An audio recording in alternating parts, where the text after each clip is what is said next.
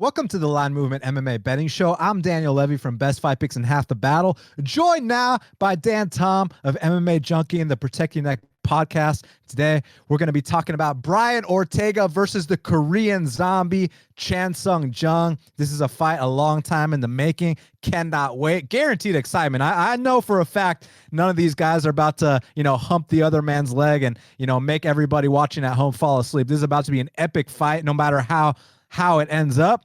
And before I check in with my co-host Dan Tom, got to let all our Canadian listeners know to go to blitzbet.eu. Our American listeners, stay tuned. Dan Tom, how you doing today?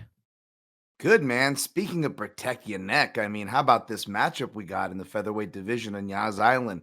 It's really fun. We'll talk about it in a second, but I'll tip my hand. I'm just hoping we see some grappling with that lead in, man. I mean, between these two and how they operate, I'm excited to break this matchup down. And even though we lost the matchup, which we'll also talk about, there's some other gems on this card. Yeah, no doubt about it. I mean, you talk about you want to see some grappling. I agree. I want to see some grappling too, Dan Tom. And obviously, I mean, we can start off with the jiu-jitsu black belt, Brian Ortega. I mean, when he gets a hold of someone's neck, I know we like to talk about, hey, don't jump for guillotines in MMA. It's a very low percentage. Well, it's very high percentage with a guy like Brian Ortega. And when he dangles off someone's neck, there's a very high likelihood that they're either going to go to sleep or have to tap the mat. And you already know the deal with that. And I mean, he's not just tapped out, guys like Cub Swanson, even black belts like Renato Moicano. And he's just phenomenal with his jits. I mean, you saw the sweep he had against Thiago Tavares, full mounts him, pounds him out, another black belt. All these three guys I've mentioned are black belts that he's decisively beaten. But when you talk about the Korean zombie, this is a guy who not only has never been submitted, Dan Tom, but he actually submitted someone such as Dustin Poirier via Darce choke. I mean, the Korean zombie is no slouch on the mat either. I know we talk about his knockout power, but the guy can grapple too. Absolutely, man. And they both kind of grapple from the same place, which is the front headlock choke. That's where they predicate their offense. That's where they finish a lot of fights. So outside of a club and sub opportunity, I find that really interesting for the fact that not just we get the mirror matchup of similar styles. If these guys scramble, yes, it's going to be fun.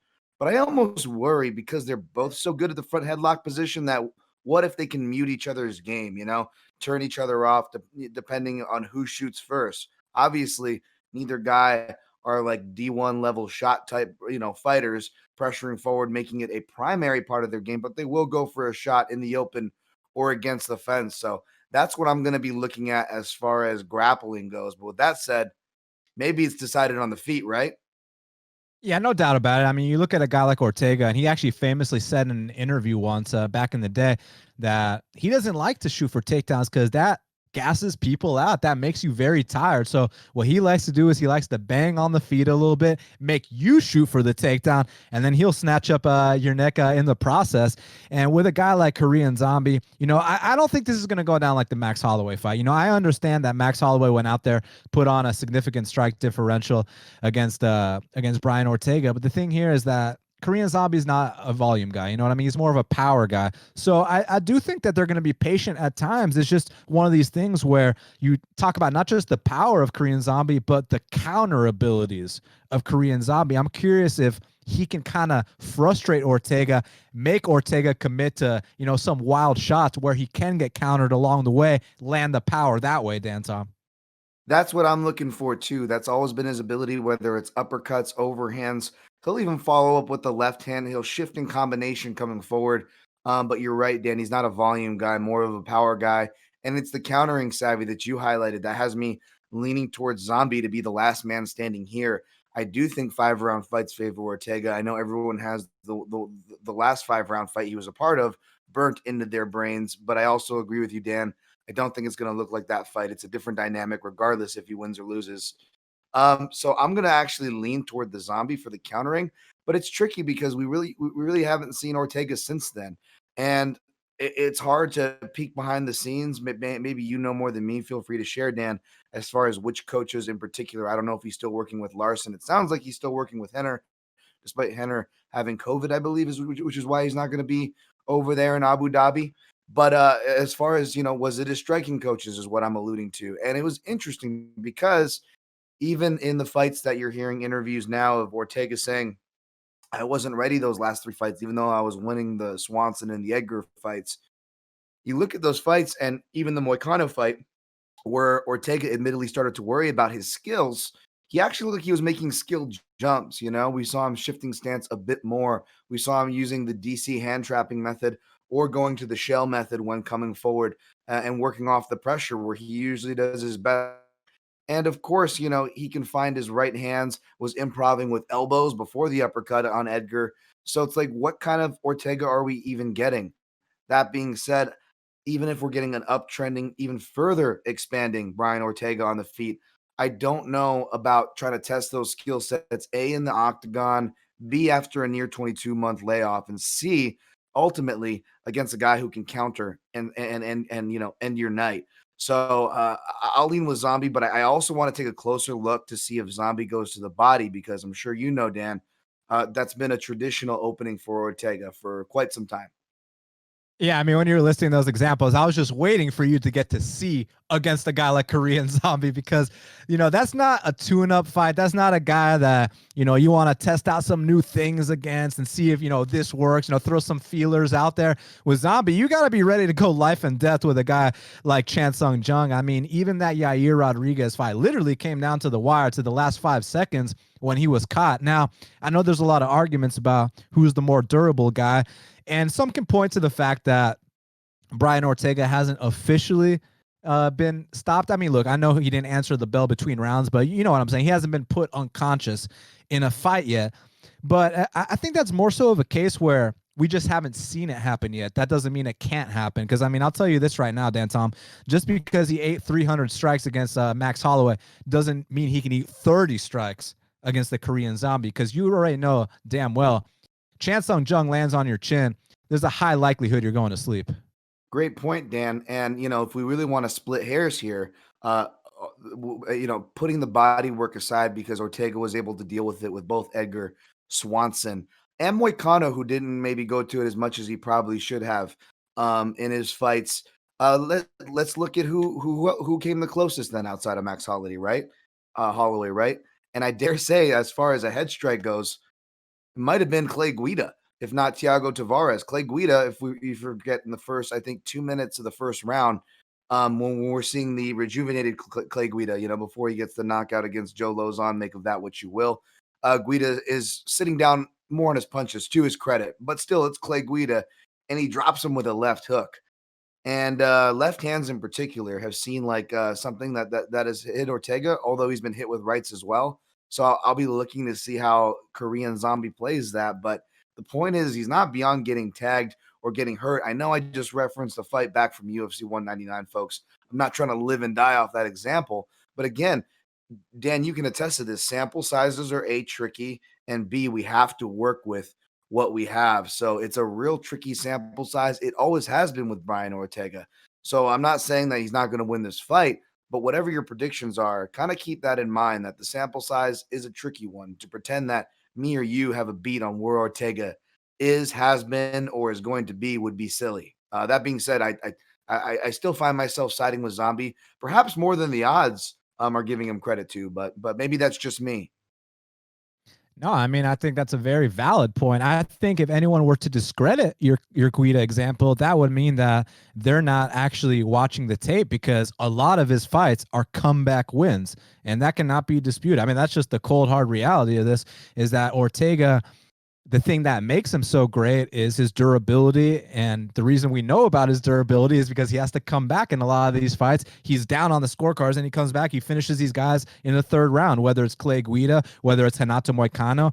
Now, some people, I disagree, but some people think that he lost the 1st round to Cub Swanson. I disagree completely. I mean, when you almost finish someone at the end of that 1st round the way he did in that choke, I score that round for Ortega. But the fact that people are even making the argument that Cub Swanson won that 1st round just goes to show that Ortega is a comeback guy. And even though we can sit here, we can say, hey, Yair got a comeback finish against Zombie, so, you know, it is possible. I feel like that was like a once-in-a-lifetime type move, and that's a once-in-a-lifetime move that only a guy like Yair Rodriguez could do. Because, I mean, you saw the other day with Marcus Perez versus Duplessis. I don't know if you noticed, but Perez tried to do that Yair versus Yeah, Zombie elbow, and he got clipped on the did. temple, went out cold. So that's what happens when other people try to do these Yair Rodriguez type moves. There's only one Yair Rodriguez. So yeah, but basically what I'm trying to get at is that a comeback against the Korean Zombie just seems so unlikely to me. But I mean, am I discounting the possibility of Ortega maybe landing a bomb of his own? I mean, look, Zombie does fight with his hands down. Ortega does have some power, and I assume in these 2 years off, that most of the emphasis has been on tightening up that boxing. I doubt that he's been exclusively training jiu-jitsu. I'm sure he's been trying to improve the weakness that Max Holloway and all the other opponents expose, which is maybe his hands aren't quite the best, maybe his striking defense isn't quite the best. So I'm sure that's what he's been trying to improve upon. But that being said, is 2 years enough to catch up to someone who was already elite 2 years ago? I mean, Zombie was elite a decade ago, Dan Tom, and not just even for how entertaining he was in that first Leonard Garcia fight, which, by the way, to this day, WEC 48 is probably the best fight I've ever seen in my life. I mean, I could hear the crowd stomping on the chairs, on the stands, through my speaker. You know what I mean, man? But you saw that fight, you think, oh, he's just this brawler. Then you see the second Leonard Garcia fight where he gets the first ever twister in UFC history. You see the Dustin Poirier fight where he's coming out here throwing flying knees, the sweeps whenever the takedown attempts came his way, subsequently finishing with that submission. So Korean Zombie, he's not just some brawler. He's very, very technical too. He's well-rounded, and I just think he's the better fighter all around. I think that the line is accurate. I think that if you're taking the dog shot on Ortega, you got to understand, hey, he's probably going to go through some shit early. Maybe he can get a comeback finish, but to actually sit here and make an argument for Ortega controlling the fight from start to finish, I just don't think that that's a reality, Dan Tom. Yeah, and not that I would underestimate his jiu-jitsu or dare do so, but outside of a club and sub, I do think he has to hurt Zombie before he can even come close to submitting him. I mean, don't let the jiu-jitsu credentials fool you. Just because Zombie doesn't carry your rank where he came from kickboxing, doesn't mean the guy can't grapple, like Dan pointed out. Excuse me. But yeah, no, I sign off on what you said, and I think so too, because even when Ortega was on his run and active, he even admitted he had slow starts. And not to take away from the one way I see him winning this fight, which is replicating the Frankie Edgar fight, right? Even he himself in recent interviews admitted that, like, that was my last trick in the book. I not in so many words, but he not pretty much admitted that he got lucky. And I appreciate that honesty, Dan. I do, but it also kind of proves the points we're talking about here. As far as putting your faith behind a guy like that, especially when you're not even getting the most attractive dog odds. And we're talking about the other side of the odds, right? I don't even think you're getting, justice as far as if you want to be an Ortega supporter. So, make of that what you will. Read between the lines here, but yeah, man. I don't even think you really need to get too nifty with your angles if you're interested in Korean Zombie here. I think the point of entry is pretty playable for anyone who doesn't mind, playing a little bit of chalk. Yeah, and I mean, when you talk about getting lucky, I mean, look, those are Brian Ortega's words, not yours. But listen, one can sit here and make the argument, hey, George Roop got lucky. Yair Rodriguez got lucky. So could third time be? I mean, could it happen a third time? I'm not going to be surprised. This is MMA, and Ortega is one of the most opportunistic finishers in the featherweight division. But my official pick is the Korean Zombie, and despite how durable Ortega is, I actually think that Zombie can be the first man in MMA history to officially stop him. And when I say officially stop him, that's not to discredit the great Max Holloway, because I mean, let's be honest here. Ortega definitely didn't answer the bell between rounds, so that is the real stoppage. But when I say officially stop him, I mean put him out. Ref has to intervene, stop him. You know what's interesting is, lastly here, I'll cap it off with this. The why I'm so excited on this fight. And I'm definitely hesitant to bring up race in this day and age or stereotypes. But if I could positively stereotype, how about when we get Mexican warriors with Korean warriors in the UFC? We see some of the best fights. We see the Polo Reyes versus Maestro. versus Dong Young Ma, right? Maestro, the former Dong Young Kim too. And we get I don't know if you want to count Cub Swanson with his heritage versus Du Ho Choi, and of course we got the Yair Rodriguez versus the Korean Zombie. We could go on, but I guess the common thread in those is is anyone with the Mexican heritage, Juan and Korea, all valiantly and in the best way possible, granted, but they still took losses. So let's see if the Korean Zombie can even out the equation for the great battles that both of these proud people have given us. I'll take it a step further. Not only do I think that Zombie is the greatest Korean fighter of all time, I actually think he's the greatest male Asian fighter of all time in UFC Wow. history, bar none. Do you agree with me? That's a really great question, and that's gonna have to sit with me. But you know what, man, I'm definitely not calling you crazy. I definitely would see favorite odds next to his name if we're placing this on a poll, my friend. That's a great call, great topic.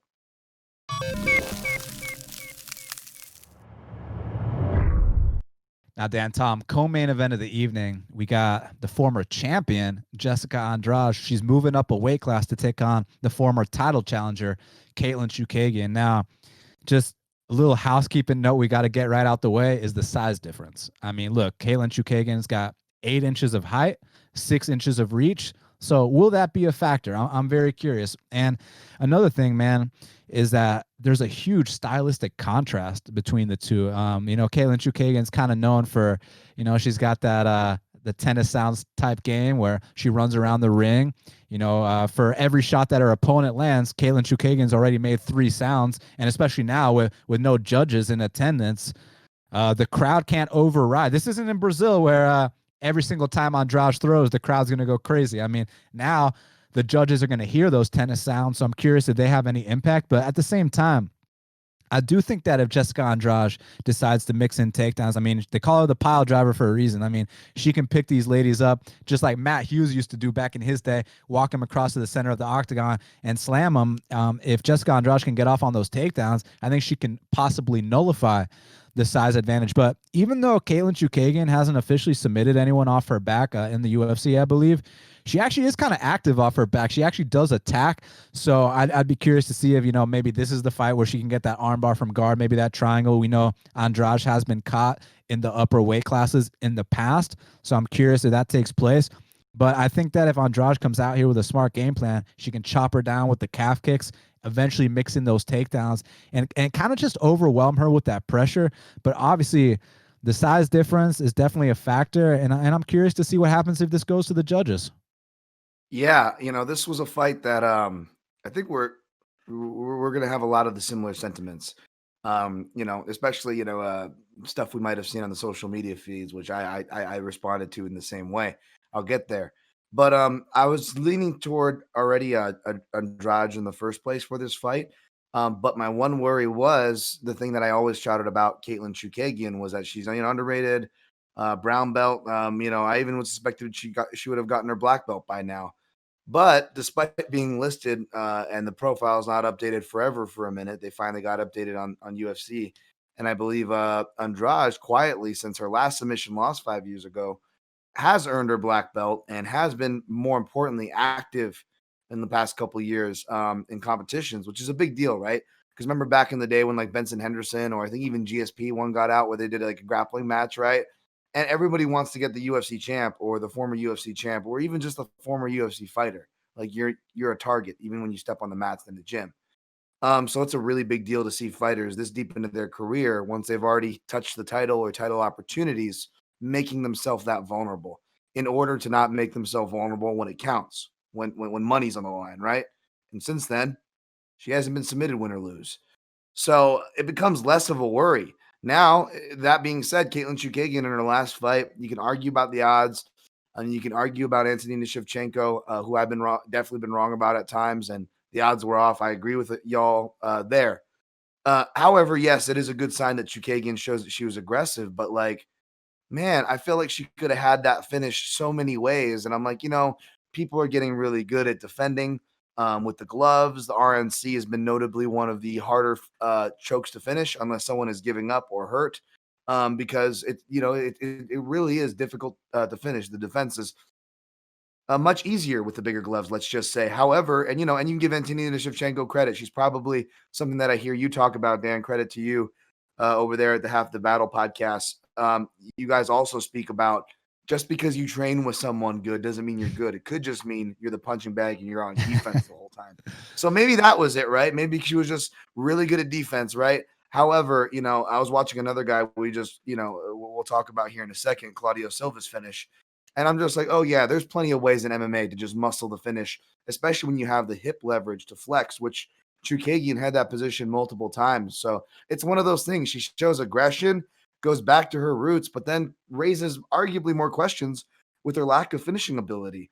And I don't think Jessica Andrade is going to stand for that. She can muscle and technique her way out of things now. And I don't think the strength, the output, and the volume is going to be at a disadvantage. And I think that her offense on the floor and on the feet is much more friendlier to judges. The only reason why we see the Chokagian or Holm, even though Holm has done a lot better, she's coming off a great performance, not trying to hate on the quote unquote tennis player ki approach. But when fighters, footwork is something that's like troubles male fighters, right? So this isn't picking on female fighters at all. It's an MMA thing, folks. Footwork's one of the last things to come along. But you see that in a lot of these divisions. And when you have a fighter like as good as a Holm or even as good as a Chokagian and they have that style, women can hate it, but they have a hard time closing that down. So it almost forces the judges to award the key-eyeing active fighter, even if they're really hitting air most of the time, right? That's my theory anyways. I don't think that'll hold water against a fighter like Andrade. Long-winded, but I like Andrade here, and I like her even more when you hear a fighter questioning retirement and stepping out. Yeah, I noticed that that Jukagan's been talking about how this could be her last fight, and once she decides to go out and have a family, that she's never coming back. And right away, I was like, "Oh shit, Caitlyn!" So like, maybe you're not as hungry as you once were, because I know with Andrade, if she's got her head on straight, and because I guess my biggest worry would be like if she doesn't pull the trigger type ordeal, like if she kind of sits back and doesn't do enough, because I know she's good enough to win this fight. I think that she should be the favorite. I think she's better. I mean, look, one of them touched the belt and one of them didn't, Dan Tom. But I just think that if she decides to commit, goes forward with those winging bombs, they actually can overcome what people might actually consider to be the more technical striker in Chokagian, just because she throws more straight punches. And oftentimes we do favor the straight punches over the loopy punches. But I think there's a certain impact that Jessica Andrade lands with that affects these ladies that she's fighting. Because, you were talking about the footwork, the difference between the male and the female divisions. But I want to talk about power. Because, I mean, dude, like, when you bring power into the mix in the women's divisions, that's such a huge factor that you don't even need to have the prettiest technique. If you're going out there and hitting quote unquote like a guy, I know people don't like to use that phrase or whatever. I'm not saying it. I don't mean any disrespect by it. I just mean Right, that totally. men are more likely to get one punch knockout powers, and that's statistically proven.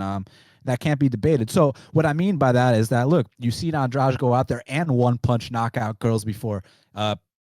Point or evidence, the Carolina fight. She one punch knocked out Carolina, you know what I mean? And even like the Jessica Panay fight, like when she completely ruined her face for 10 minutes straight, like it's just when you bring that kind of power in the women's divisions, it's just something completely different to deal with. So we saw that when Shevchenko, the good Shevchenko, when she had her way with Chukagian, like Chukagian looked like she didn't even belong.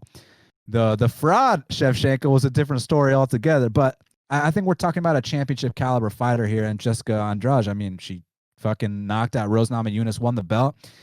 I low-key thought she won the rematch, but that's neither here nor there. It is what it is. But yeah, I think as long as she pulls the trigger, she's going to come out here and win this fight. It's just, don't stare at Chukagian. Let her get off to some big lead. Let her, sway the judges with those sounds. Let her get off on any of that bullshit. Don't even let her get on top of you. You know what I mean? Because she is the bigger fighter. I'd be worried about Jessica off her back.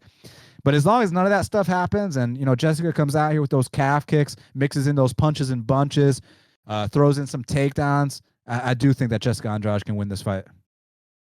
I agree, and that is definitely a worry that you need to respect if you're looking to play not just Andrade, but like I would say this fight from any angle, right? These female fights can have swings like heavyweight fights in the sense of not the one punch knockout power, which you explained, but in the sense of swings where we can see underdogs or the fighters win fights they're not supposed to. Let's just say, whether it's performance wise or judges wise, because the fight is that stymied. However, I think either Jessica Andrade gets to her takedown game and Chukagian, her improvements, I don't think are as good defensively as they are offensively, or Chukagian continues her recent trend and her team is game planning and banking on the old footage of Andrade, thinking that's where they're going to have the edge on this fight. And she might get a takedown on Andrade, but I think that scrambling, she's going to be in for a surprise, and she'll get to Andrade's back. Andrade will tripod, she'll fall over the top, land some heavy ground and pound to close the round, and that'll give her the round in the judge's favor, kind of a deal. I'm hoping, because either way, that makes for the funner fight from just like a viewership perspective, right? But to give Chokagian some credit here, though, Dan, is who she trains with, and not just talking about the great Mark Henry and all that good stuff in New Jersey, but as far as female training partners go, I don't know how active her crossover, but Sajara Eubanks was active very recently, and I know Gedalia travels back and forth, and I dare say she spent more time in Vegas recently since in this pandemic era. But a training partner like Claudia Gedalia, I would argue that athletic from 135 to 115 jujitsu players like that can hit takedowns, like those are some really good training partners for Andrade, and Chokagian's credit. And real quick, you brought up Mark Henry, and you know how he brought up Henry Gracie not being in the corner of T City. Mark Henry is actually not going to be in the corner of Chokagian. I just found out recently. I actually don't know the story behind it. I don't know shit behind it. So if someone knows, leave a comment down below. Subscribe to Line Movement. Follow us at line_movement. Let us know exactly what the deal is, why Mark Henry is not going to be in the corner of Chokagian. And listen, in the Ortega situation, I don't think it's as big of a deal, because it's like, Ortega, his jiu-jitsu is going to be his bread and butter anyway. So even though he's got this close relationship with Henner, I think, it would behoove Ortega more to have like a striking coach with him.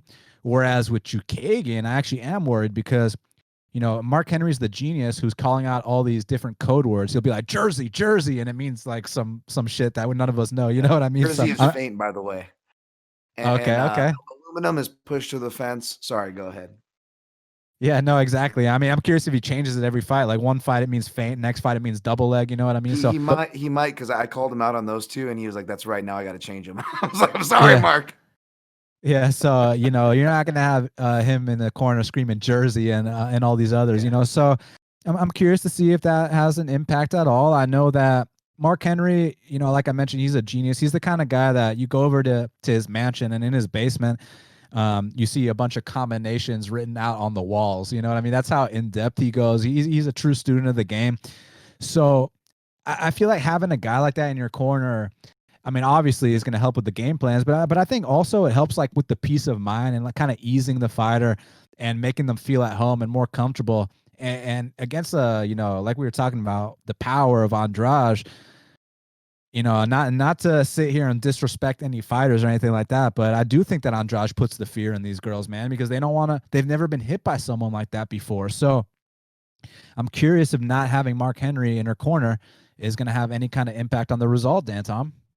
It could, but you know what? If this fight goes bad, I feel like we're going to see an emotion. We would have seen we would have seen an emotional corner either way. I like Mark Henry, obviously, but if I'm going to be critical here, which we got to be on the show, one of the things you could say is when fights are going bad, whether it's the Eddie Connor fight or other ones, you look, the energy doesn't get any. Let's just say the energy doesn't get any cooler for the information and for the fighter to catch their breath, or much less information to be input. And he's got great information to give, obviously. Or do we see, like I was just watching Chris Cyborg versus Julia Budd, and even an experienced former fighter, someone who cares, Lance Gibson is also the husband, which, do we see that there? Because I know Chokagian is married to a former fighter / boxer or something, right? And even in those situations where it's somebody who is experienced, cares, etc., obviously the intentions are good. What did we see when the fight starts going bad? Super emotional corner that I would say made it worse for, Julia. So do we see that with, and we see that a lot with these kind of, that's the dangerous thing, right? When you work with your significant other, right? It goes in any job field, including MMA folks. So it's going to be a wild card, especially if the fight starts not going her way. Yeah, no, actually, that's a really good point about it's not we're not disrespecting Mark Henry. I called him a genius already 2 seconds ago, so you know the kind of respect I have for him. But you're right. I mean, in that Marlon Moraes versus Henry Cejudo fight, I know you remember that speech he gave Marlon Moraes, bringing up what his family sacrificed to get him here. So I know exactly what you're talking about. So yeah, it's gonna be interesting to see how it plays out. I'm gonna go with Andrade for the win. Same here.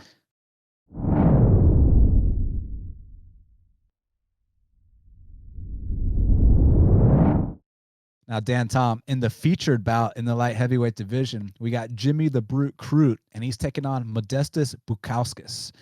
And I like this fight a lot. Listen, I've been higher on Jimmy the Brute Crute than most, and I think the reason why is because not just that he's, you know, a 23-year-old kid. I don't think that the age really impacts my view of him. I think it's more so when I feel like you're advanced for your age, that's when I kind of bring up, you know, how old he is. You know what I mean? Because he's only like 23. And you watch some of his regional fights, and like he's already been 5 rounds on the regional scene. He's got the black belt in jiu-jitsu. He trains under, you know, former K1 star Sam Greco, who, you know, went to a split decision with Lyoto Machida in MMA. Um, and I like this kid a lot, man. I think that he's got power on the feet. I think that he can mix in takedowns. I think that his jiu-jitsu is good too. I know his only loss, he got submitted, but listen, no one's exempt from that first L, and Misha Serkunov's a real black belt. So, I mean, it was what it was. But I also thought that he was doing pretty good. He kind of made a bonehead mistake in that fight. It is what it is. But I like what this kid brings to the table, man. And I felt like his last fight was a huge step in the right direction. You know, he didn't take any unnecessary risks. He just goes out there, dominates Michal Oleksiejczuk. I believe he attempted like 10 takedowns in a span of under 5 minutes, or maybe he landed 10 takedowns. That was some serious shit, man. I know DraftKings players really appreciate that performance. And with Modestas Bukauskas, I like the kid too. You know, he's undefeated. He's got that undefeated confidence about him. He's a solid striker. He's durable. He can take a shot. And I know that he gets taken down a lot, but oftentimes he gets back up and then he finishes the fight. So he's one of these guys that you really have to put him away. I don't know if I mentioned already, he's very tall for the weight class. So I think that, you know, he might present some issues for Jimmy the Brute Crute. It's just that I also feel like this is a scenario. I referenced that Misha Serkunov fight. Well, back in that Misha Serkunov fight, Jimmy the Brute Crute was the undefeated prospect, and Serkunov was the vet. Well, now the roles have kind of reversed, and it's weird to call a 23-year-old kid the vet, but I mean, Modestas Bukauskas is the undefeated guy, and Jimmy the Brute Crute is the guy with, you know, 5 UFC fights. So the roles have reversed. Now he's in that veteran situation to give the kid, you know, his first ever L and to teach him that vet lesson while he's still developing on his own. So I like Jimmy Crute. I think he can come out here, kind of calf kick Modestas Bukauskas if things kind of get a little sketchy on the feet, because, you know, Bukauskas is long.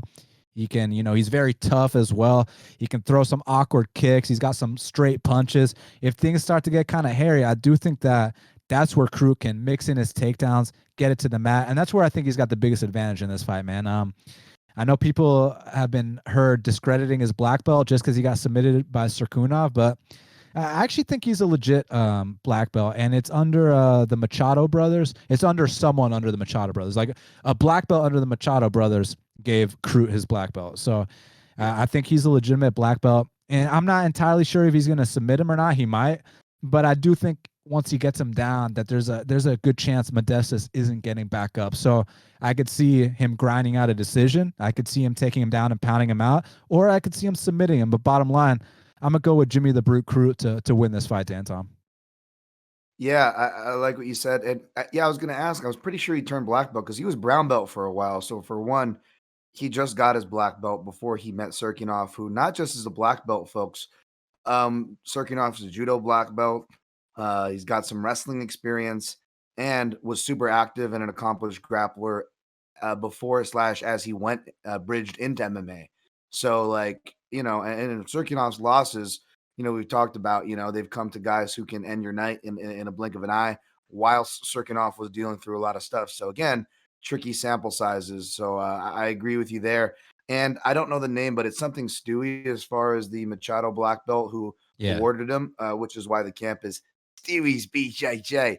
My terrible Australian accent there. But yeah, man, he's a young kid, man. How many young kids get losses? How many fighters that are undefeated take that first L? How many those come in the UFC? And how many of those check all those boxes? And then they usually follow up to check the box of by submission, right? It's that submission prospect loss we always talk about. That was a classic case there for Jimmy Crute. So I don't think it's anything to crucify the kid over. I do think that, you know, if you were going to find someone to beat him right now, I would want to go with someone that A has more experience than Jimmy Crute, B, has proven knockout power, even though Crute seems to have a decent chin and recoverability. He doesn't seem like he's going to mentally check out that fast, right? When he gets tired, we've seen him push through, win or lose. Um, as far as that goes, taking a shot, or you got to outlast them, and then out submit them toward the end. And we've seen, uh, obviously, what I just said, Serkinov get the better by submission, which is, I explain why you shouldn't crucify him, but give Paul Craig credit, man. And he's only improved and continued to win since they fought, by the way, for what that's worth. But that was one of those fights that got real dangerous where you're exerting your takedowns and you're going for submissions. Like, if there was going to be a prospect loss or something that, like, oh, if you can extend this guy, like, I think it would have showed up in the Paul Craig fight against Paul Craig, a comeback fighter of all comeback fighters. But, it was Crute, correct. Was it a Kimura that he Yeah, ended up finishing him with in the third round? Yeah, correct. so I mean, he was the one that got the third round submission on Paul Craig. That shouldn't be overlooked there. So you could tell that he was confident in that because what does he do against Mikhail Oleksiejczuk? Well, what you just said, Dan, he scores DraftKings players a lot of points. But the flip side to that, right, is if you don't get the finish, you're a young kid. Oh crap, are you grappling yourself into a hole? We've seen vets like, I know I always bring up the Tim Elliott example, but we've seen people grapple themselves into holes before. I like that he was confident against a guy like Mikhail because I think that he's going to need a similar approach here against Modestus. Now, I got to go back, Dan, to watch Modestus pre-UFC fights. I haven't done that since his first fight. I did go back to watch his fight over Michailidis, which, I don't, I'm not going to get into the stoppage. Yes, the guy, you know, arguably could have been looking for a way out. I don't disagree with the stoppage. It was a short notice fight. It was a middleweight. So I'm not trying to, discredit or deny things here, but I did like that Modestus, to his own admission, got to work more of his stand up for once because that's where he comes from. It's a weird GSCD. I think it's like a competition karate, like a Kyokushin based or something similar to what I think Alexander Volkov has. But Modestus is also credited with a karate black belt, which is, say what you will, but it reminds me of Kevin Holland having a kung fu black belt in the sense. And I've talked to Kevin Holland about this. I said, I know people crap on kung fu or karate, these traditional martial arts, but as someone who came from that, I felt like the dexterity and the intuitiveness that it forces you to be with your body makes things like jujitsu much easier. And Kevin Holland, probably on camera or off, the most serious I've ever seen him to this day, was like, "You're dead on." And I'm not saying that to toot my own horn, but just for context here, folks, I see a lot of that in Modestus Bukauskas as well. His dad also was a hand-to-hand, like no holds barred champ, like back in like the USSR days. So he comes from a really weird background. I got to imagine there was some grappling in that though from that region, right? So the Baltic Warrior, I think he's full of surprises. I think his ceiling is higher than he's going to give than he's given credit for from the odds makers. I understand that Crute did open at minus 180 and it's been bet up, which I don't disagree with, by the way. I'm just saying that win or lose or whatever happens in this fight, I I don't think we should be throwing dirt on Modestus. He's an interesting character that I'm interested in. I just think that he's outgunned here, and I do think Crute is going to be one of the more popular, and maybe even one of the more safer. I dare say. I don't even want to say that. Knock on wood. Um, favorites on this fight card. Real quick, is Jimmy the Brute Crute the first man in light heavyweight division to land 2 or more Kimuras? I mean, does he have the most Kimura finishes in light heavyweight history? I'm not going to say UFC history because I know Frank Mir might have something to say about that, but at 205 history, does he have the most Kimuras in UFC history? He could. It is a big man submission, obviously. It's a more of a strong man submission. You know that, Dan. You do your fair share of grappling.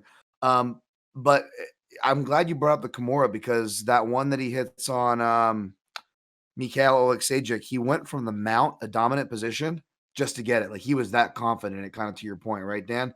And the commentary picked up on this. They're like, why did he give up mount to go to side mount? No, because he had the Kimura grab. And back to the Caitlin Chokagian point, which I'm not trying to diss a pro fighter that steps into the cage, right? But we saw what one fighter does, what one proverbial black belt, brown belt, black belt does from a dominant position compared to another, right? One had all dominant position all day, strikes, submissions all day, and couldn't get the finish. The other actually gave ground because they knew where they were going. And I love that. I love someone that knows what the F they want and they know all the tricks and they're not afraid to get it.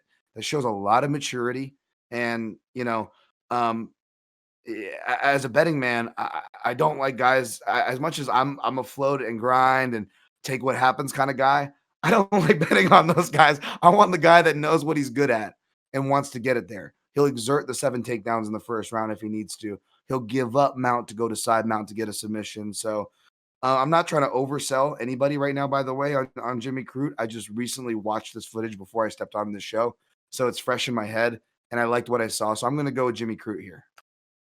Yeah, and another thing, you mentioned that Paul Craig fight, how like, yeah, he had to dig deep in that fight, and I like that for a UFC debut. And I mean, you hear his interview, he talks about how, firstly, it was at home down under, right? So he already had the weight of the world on his shoulders, and he said backstage his heart's beating out of his chest, his breathing isn't right, he's about to pass out, and he gasses out within 2 minutes, and he still goes out there and gets that third round finish. So the fact that he can do that in his debut, and I feel like now he's got his first L behind him, he doesn't have the pressure of being an undefeated fighter anymore. I do think that he can one day be a top 15 fighter. No disrespect to Modestus, I actually think he's very talented as well. But I think that Saturday night will be Jimmy Crute's night, and I look forward to seeing what kind of performance he puts on. I'm with that.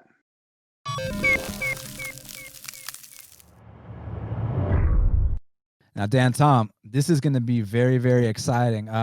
Before I mention the fighters, I need to know the weight class. Are these two bantamweights fighting at bantamweight, or are these two bantamweights fighting at featherweight? But someone let us know down under at line_movement. But bottom line, regardless of what weight class, we got to fight, Dan Tom, because the return of Tomas Tominhas Almeida, and he's taking on the very tough Jonathan Martinez. And I mean, it's one of those things where we're going to get to the matchup in a second, but just as a fan, anytime Tomas Almeida fights, win or lose, it's usually beautiful violence. I mean, when he hurts people and he gets off on those multi-strike combinations, it's some of the best finishes you've ever seen in the history of the sport, even prior to his UFC days. And Jonathan Martinez has quietly been doing his thing, man. He's very dangerous. He's got 2 knockouts via knee inside the octagon. You already know when you've knocked multiple people out with knees how dangerous someone can be. Southpaw striker, very, very hard kicker. So, man, as a fan, I like this fight even more than the initial Alejandro Perez matchup versus Thomas Almeida. Me too. And the Alejandro Perez matchup was better than people gave credit for, but 100% with that, man. I'm glad they're giving my boy Pedro Martinez a shot. I'm glad to see Tomas Almeida back. He's always fun, right? He was the one that had hardcore is just up in there, up out of their shoes, man. Win or lose, even. And the time off probably not a bad thing, because even though he's still only 29 years old as he comes in, he's not 30 yet. He's still in his prime, Dan. The dude stacked up, 24 fights, over 20 fights, even just between 2011 and 2017, really like in his first 6 years of fighting. That's a lot, and he trains, which it looks like he's still training with that Prime Sports / Shoot Box affiliate. Went on his Instagram earlier today, was poking around there. Looks like he's trading with the same cats. And the thing is, that's could be part of the reason of why some people suspected he was chinny. Some people like myself was calling for not just Brad Pickett to beat him at UFC 189, but by left hook. Now, I was wrong, Dan, but what did Brad Pickett point the way to? It was the left hook, which Cody Garbrandt and other people, even Jimmy Rivera, obviously, who's got a great left hook, was able to pick up on. Now, Thomas Almeida has not fought a lot of southpaws at all, at least in the UFC. He's fought guys that can switch. I didn't go back to watch the Tim Gorman fight. He may have been, but even looking pre-UFC, and now he's got to come back against a southpaw Muay Thai fighter. And it's interesting. You could say, well, the orthodox Muay Thai fighter, that last one skill that Jonathan Martinez fought was Andre Sukumta. And obviously, Sukumta not as good as Almeida, even in today's, I think, a lot of people would go with Almeida there too. And no questioning, I'm not going to defend the Sukumta loss, although it was his debut and a short notice debut. But as we see, when Martinez gets confidence, he hasn't lost yet. That's right. He hasn't lost since. No, he didn't lose to Andre. Oh, I'm sorry, folks. I'm going to hang on and say that's still one of the most disserviceable scorecards of this year. And that was pre-pandemic. Yeah, like if you want to go by damage, I mean, especially if you know, I'm sure you feel me, Dan. If you scored Andrade's fight for Rose, or for Andrade in their last fight, it's because of damage, and that's what they should be valuing. Um, Martinez does damage, man, and he's got the knees, like you said. He's got the kicks, which are going to save him. But his left hand's in the pocket, and you know he may get hit, but he's shown the chin. He's never been stopped or submitted, by the way, Jonathan Martinez. So he's a durable southpaw fighter with that, you know, with that Mexican heart and spirit, armed with some massive Muay Thai. He uses all the art of 8 limbs, and more importantly, he's got that left hand that I've always suspected and has proven to be true that troubled Thomas Almeida. But now we get to see it against the southpaw. Folks, I'm not trying to rain on the Thomas Almeida parade, but I must not be alone in my excitement for my boy Jonathan Martinez, Dan, because he opened at a plus 165 underdog. And up until recently, now that the popularity movement is starting to move in, right, as we get closer to fight night, he is poking back at dog odds, but he got essentially bet to a dead even almost favorite, which doesn't surprise me. It did kind of bum me out to see that fast movement. But I guess I'm not alone for liking Jonathan Martinez. Am I just not getting over this bias of the holes that I previously saw in Almeida and not giving him enough credit here, Dan? Or talk me down to earth?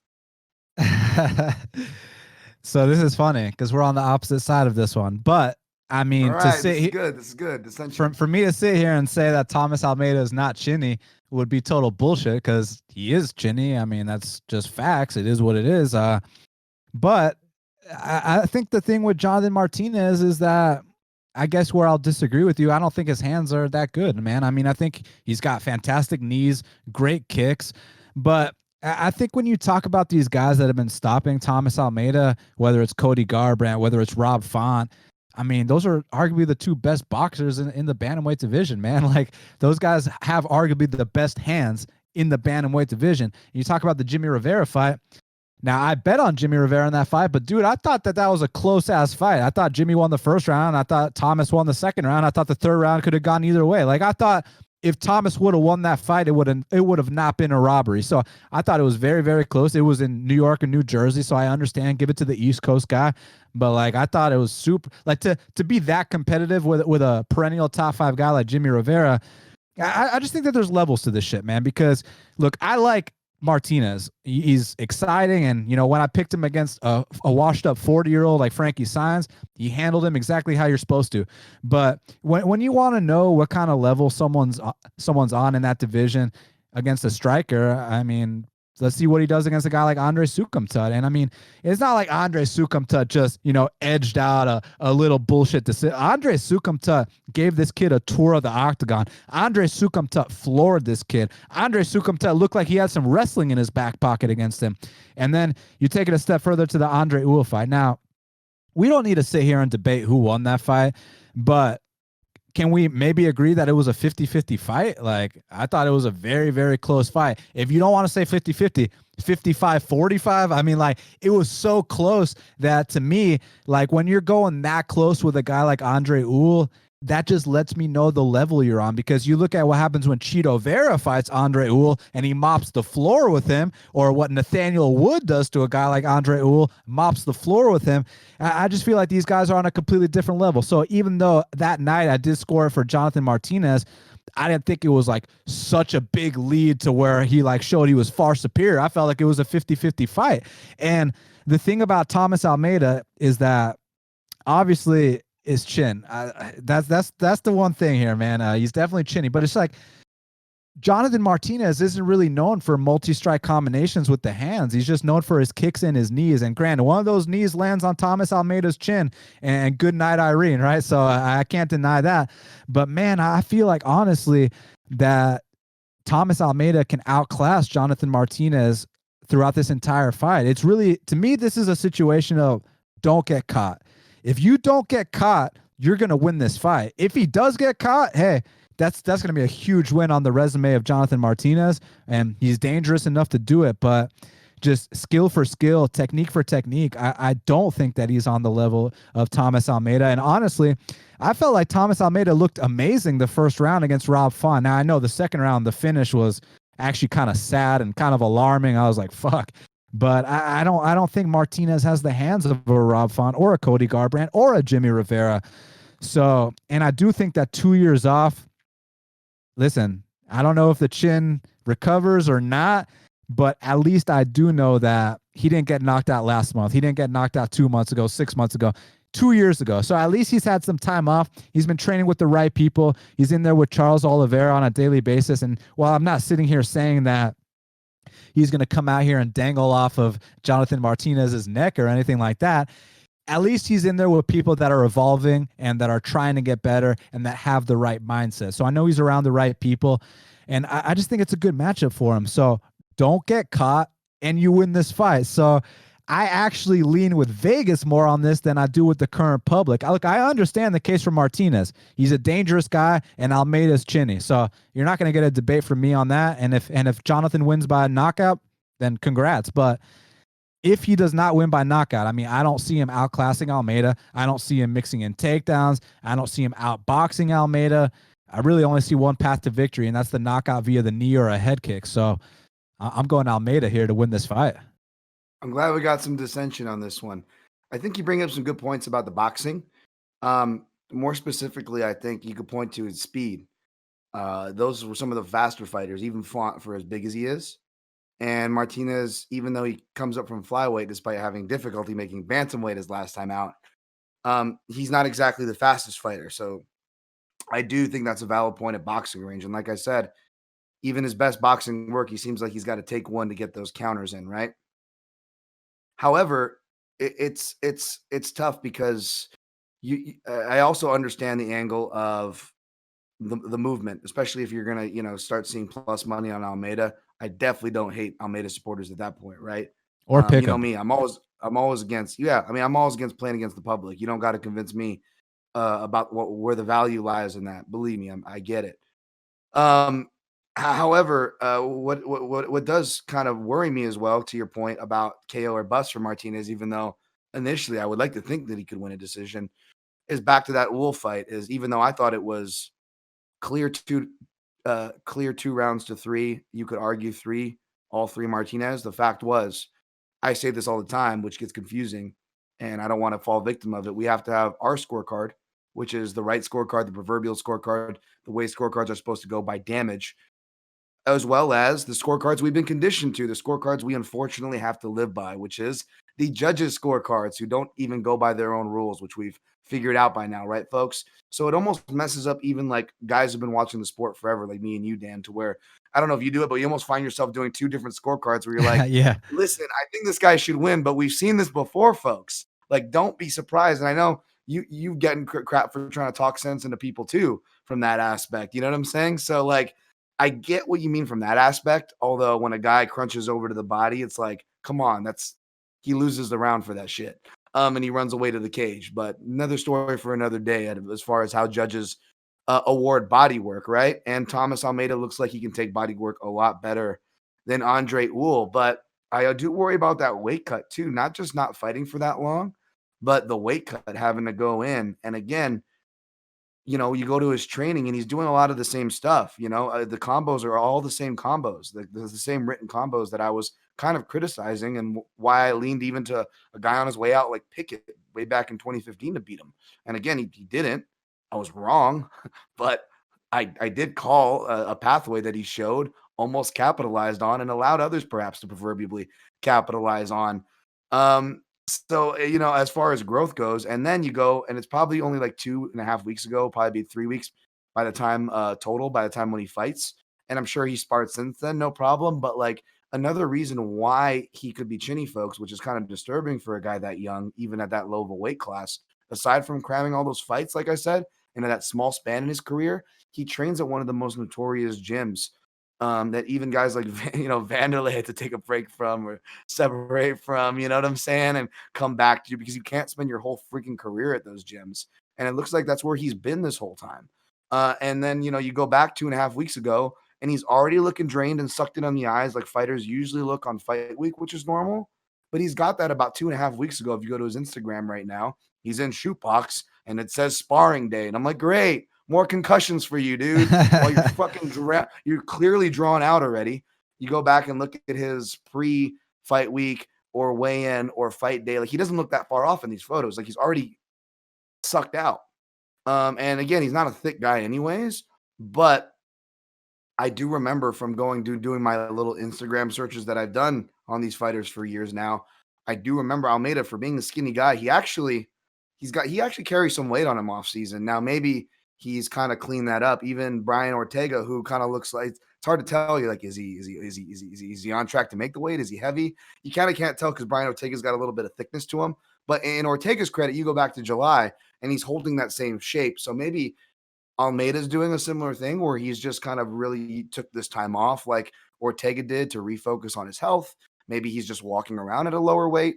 We're discrediting Barbosa, but he looked better the second time around, right? Despite as sucked out as he gets himself and as much as he shrunk himself, right? So I'm not trying to throw him off a cliff by an Instagram post by any means. I'm just saying if I'm looking for potential change, Almeida's got the youth. He's still in his prime. That's all good. But I'm not seeing any signs of change from pad work, trends, camp trends to what he's been showing to be training. Whereas, say what you will about Factory X, but man, 125 and 135 in particular has been on fire. They've been integrating even more guys, like my favorite dark horse, Alex Perez, into the camp. Fire. They've been getting from the Colorado Springs, they've been getting a lot more wrestling integration. And coincidentally, their guys are doing better, or at least even being more confident in their wrestling coming into these fights. That's fire for me. I like that. So as far as trends go, Martinez, who by the way, 3 years younger as well, 26. I still give him more room to trend up. Now, is he going to be anywhere near a Cody Garbrandt boxer or Rob Font boxer? No. And that might be why he loses the fight. And that might be why you're right here in this spot, Dan, for sure. And I'll give you credit for it if you are my friend. You know that. But for me, the trends just seem to be poking in Martinez's way. So he is my pick. If he goes back to dog money and settles that way, like I think he may trend, I may write him up in the betting sheet. Don't be surprised. But that being said, I do not disagree as this line gets tight and starts to even flip. I don't blame anybody for being on your side of things, Dan. Yeah, look, let me say this as far as the gym. I don't disagree. I mean, I think that it's kind of like a similar vibe to like Novo and Yeah, where they're kind of stuck in the Stone Ages and they spar every single day and, you know, they knock each other out in the gym and shit like that. Yeah.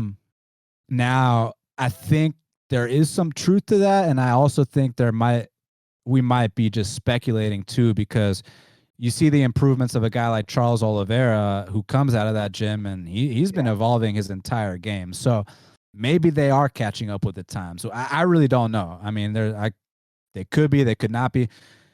I'm inclined to think that, or I hope that they are catching up with the times. And also, even if they're not, and you give me the Thomas Almeida that fought Rob Font, but I do think he's going to be a little bit better. You know, he's more mature now. I still think that guy's good enough to beat Jonathan Martinez. So I do agree with you. These Factory X kids are getting better, but I'm just looking at it stylistically. The bottom line is I don't think he's got the hands to finish Almeida. Now, I could be way off. He might knock him out with a knee. He might even knock him out with a hook anyways, you know? So, you know, all this talk might not mean shit, but like, I just don't think he's on that level. But let me say one thing about Brad Pickett. I don't think that was a bad pick against Almeida. Obviously didn't go your way, but like, Brad Pickett's a legend, man. Brad Pickett beat Demetrius Mighty Mouse Johnson. I remember not just the Almeida fight, but people were picking Brad Pickett to beat Marlon Vera. You remember that fight in England, you know, his retirement fight. I'm guilty. So, I mean, people love Brad Pickett, and I love him too. I mean, I actually bet Thomas and Marlon Vera on those spots. Not to brag, it is what it is. I think I might have even bet Chico Camus. I don't remember. That was a while back, but I definitely bet Tomas and Marlon Vera. But I think Brad Pickett's a legend, man. I think Martinez is a good prospect, but he's got a ways to go before we start comparing him to, you know, a guy that beat Demetrius Mighty Mouse Johnson. You know what I mean? Yeah, no, that's a great comparison and a great shout to Brad. Brad, obviously one of my favorite fighters. Anybody who watched the WEC like we did, Dan, you know you love the fights that Brad Pickett, the Pikey, could put One on. So punch. no, that's a great point. And yeah, you know, you definitely don't want to get too lost in the outside the cage minutia. Stylistically speaking, Almeida puts out more volume. He's the faster fighter. He also has as much proven power, despite Martinez's durability. So you look at all those check boxes, and I agree he should have been the favorite. Now, I guess I slightly disagree. I don't think he should have been favored as much, which is why the line came down. But now when you're in this Wild West and you're pick'em territory, now it gets interesting, my friend. Absolutely. So we're on opposite sides on this one. And one thing I know is that these two are probably going to stand and bang until one man falls. And if not, it's going to be fight of the night. So I cannot wait. Yep. Let's see what happens, Dan Tom. Let's see.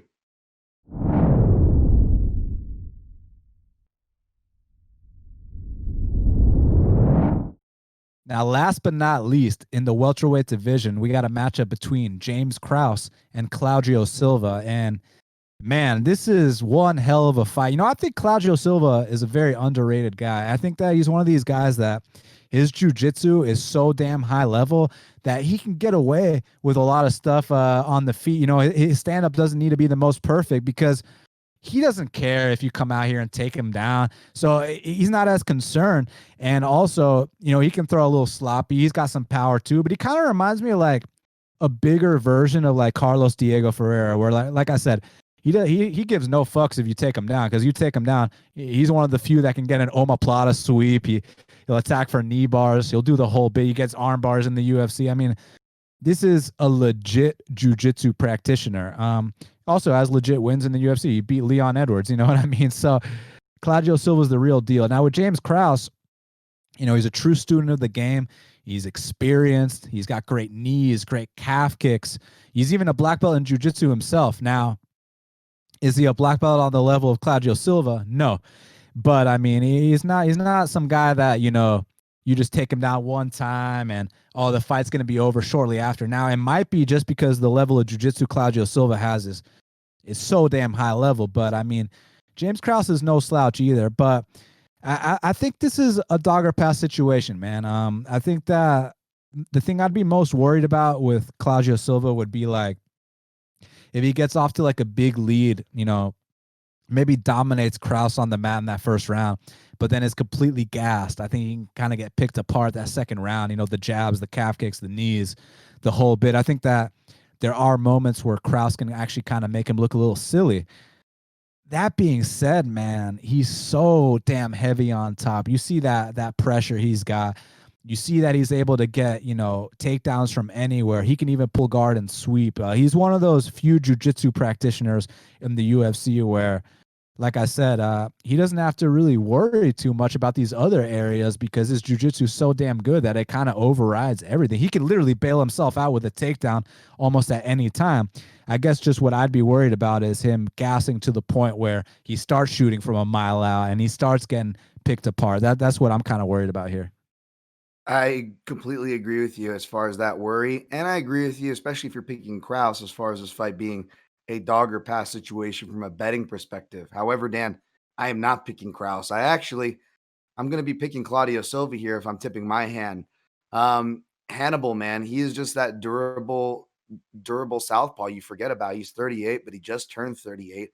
He's in a division where that's forgivable. He has a style where that's forgivable. I mean, this guy's pretty much a middleweight cutting down to welterweight here. I know James Krause, although it doesn't show, in my opinion, we all know that he just beat a middleweight on short notice. So believe me, I'm not trying to downplay why Krause is the favorite here. He's got excellent calf kicks, but I wonder how that's going to fare against a southpaw, particularly because whether he's been implementing the calf kicks or pre-calf kick Krause, if you will, Dan, he's never really faced southpaws. Unless Tom Galicchio, who I don't think was one off the top of my head. Darren Cruikshank could switch, though primarily fought out of Orthodox, as well as Valmir Lazaro. And yes, he hasn't been and yes, he's got, Bobby Green who can switch to southpaw, and that was his one TKO loss, but that wasn't a TKO loss, folks. That was a kick to the groin for people who remember that Fight for the Troops event. And his 2 submission loss, which was the only 2 other times Krause was stopped, come over a decade ago against Toby Amata and Bellator, who got Jorge Masvidal, or Donald Cerrone in a fight that you reference all the time, Dan. I know you know what I'm talking about. No shame there. So, like, I can get why Krause is favored in this spot, but at the same time, my initial reaction, and even going back to review the tape, I didn't do my proverbial deep dive. I feel like I'm familiar enough with these fighters.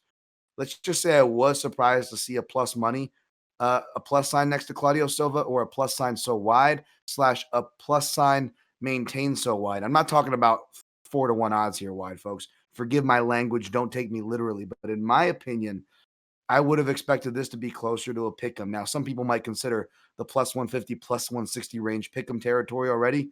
That's fine. I'm not going to do semantics on language. I guess I'm just trying to say that the fight could be a little bit closer. And I think we're seeing it start to get bet that way. It opened that way. It looks like it opened more where I had it. Minus 115 Krause, minus 105 Silva. I think that's more accurate. Silva's come back from layoffs before. Krause has shown he can win on short notice before. So I think those intangibles almost watch each other. And I go back to your advice you gave me on the last fight, Dan. Let's stick to the styles aspect for a second. And yeah, man, you know Dan Tom's opinion on durable southpaws who can grapple, like Claudio Silva, who I love him post fight, man, hitting the new level, Hannibal. Like I don't know who he shouts to, but I need a camera on the random production agent who Claudio Silva is deciding to shout to, just going, okay, just don't hurt me. It's fine. But I'm going to go Claudio Silva here, Dan. Yeah, look, whoever's trying to argue with you about minus 150, calling that a pick'em, sorry, but they're wrong. Minus 150 means 60%. 60% is not a pick'em. Pick'em's 50-50. So, don't debate Dan Tom if you're not going to bring facts to the table. You know what I'm saying, man? But you know what I will debate with you with on, even though it's not that big of a deal. I did think that Bobby Green fight was Beltline live, but I mean, I haven't rewatched it live. I thought it was Beltline. Maybe it was groin. That's one of those we'll never know because it sounded like a cup, but the look was like Beltline. So I'm really, to this day, I still don't know what the fuck happened. And then the Trevin Giles fight, this example kind of reminds me of Jonathan Martinez versus Uhl. Like, we can sit here and debate who won the fight all day, but to me, that's not the important thing. The important thing is, didn't Trevin Giles take the back of James Krause? That's the important thing to me, Dan Tom, because if guys like Trevin Giles are taking your back, I know it was one day off the couch, this and that, but I'm just saying, if guys like Trevin Giles are taking your back, what's going to happen when Claudio Silva takes your back? Just like if you're going 50-50 with Andre Uhl, what's going to happen when Thomas Almeida's in front of you? So that's where I'm kind of bringing these examples in.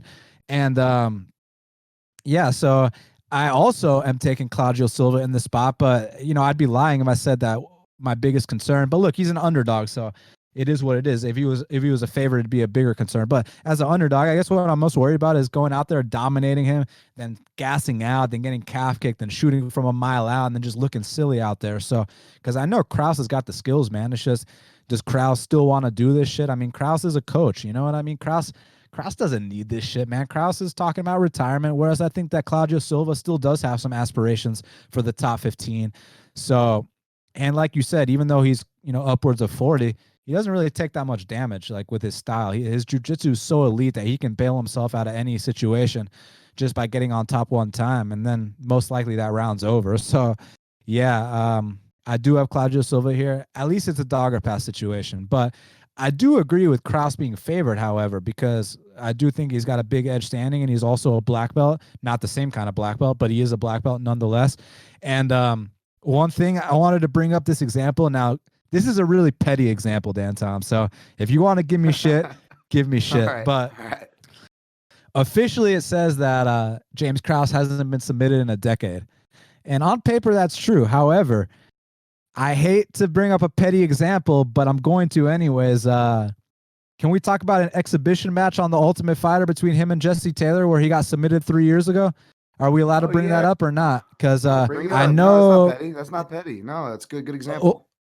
Well, I mean, the reason it's petty is because this. Number one, it's not on his record. Number two, on The Ultimate Fighter, you have a bunch of fights in the span of a week, right? So, like, he fought Johnny Nunez, excuse me. He fought Johnny Nunez. He fought Ramsey Nijam, and then he fought Jesse Taylor. So he was already banged up. He already had 2 fights that week. So it definitely wasn't Krause at 100%. So that's why, and it doesn't count either. That's why I think it's kind of a petty example. But, just like I give people shit for referencing amateur fights. I'm like, dude, really? Like, you're really going to fucking reference an amateur fight? But I know I'm referencing an exhibition match, guys. So, if you want to give me shit, go ahead. But if you do give me shit, make sure you'll subscribe to Line Movement, give this video a like, and comment down below. And also follow us at Line_Movement. And we're on Apple Podcasts, iTunes. Make sure y'all hook up that 5-star review. Do all of that, and then give me shit. So, Dan Tom, he got choked out by Jesse Taylor 3 years ago. And again, It was an exhibition match. He had 2 fights the same week. He was banged up. He was probably injured, so it wasn't him at 100%. But I don't think his brain cares that about all those things. I don't think that, Claudio Silva gives a shit about all those things. I think if anything, that'll give Claudio Silva more confidence that, hey, this guy's been finished via submission before. I don't give a fuck if he's a black belt. I'm gonna come out here and take his neck off. Yeah, man. Claudio Silva is just that guy. He always looks like he's on the verge of being finished on the feet. So it's like I could totally see why people downgrade him. But you bring up a great point, not just the Giles back take, but also the potential third round sweat, right? He could be going on his way 2 rounds, but if he doesn't finish him, we could see a third round sweat. James Krause, he's really good at staying composed there. But yeah, man, that really, really interesting points about the Taylor. I totally forgot about that. But nevertheless, I still like Claudio Silva here. Beat Leon Edwards, folks. People forget about that. It was a split decision, of course, in Brazil. I believe it was short notice for Leon, but people sleep on Claudio Silva, man. And I think he really makes a case. Keep in mind, James Krause admittedly said he doesn't care who he fights. He just wanted to fight because he did the Fight Island run. He's like, I could have had a fight out here and just made some money while I was out here. And so he almost jokingly put it to the U. Said in an interview, he put it to the UFC. He's like, "Yeah, if you can book me out, man, I'll take a fight. I'm in shape, ready to go."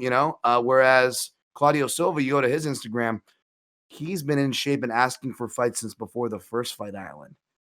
So he's ready for this one. So I got Claudio Silva here.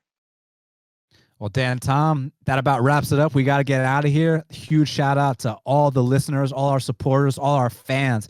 Thank you guys so much. Make sure y'all subscribe to Line Movement down below. Give this video a like. Hit that little bell thing so y'all get notified every single time we drop a video. Want to give a quick shout out to our producer, Jordan. Thank you very much, Jordan. Thank you to everybody behind the scenes, Joe, Dan, James, Brian, Nick, everybody. Thank you guys. I know there's more, so thank you guys very much. No one is forgotten, and all you guys are very, very appreciated. Thank you to my co-host, Dan Tom. I appreciate you, Dan Tom. And again, all the fans, all the supporters, all the listeners, we truly, truly appreciate it. So thank you guys very much. Enjoy the fights, and we will speak soon.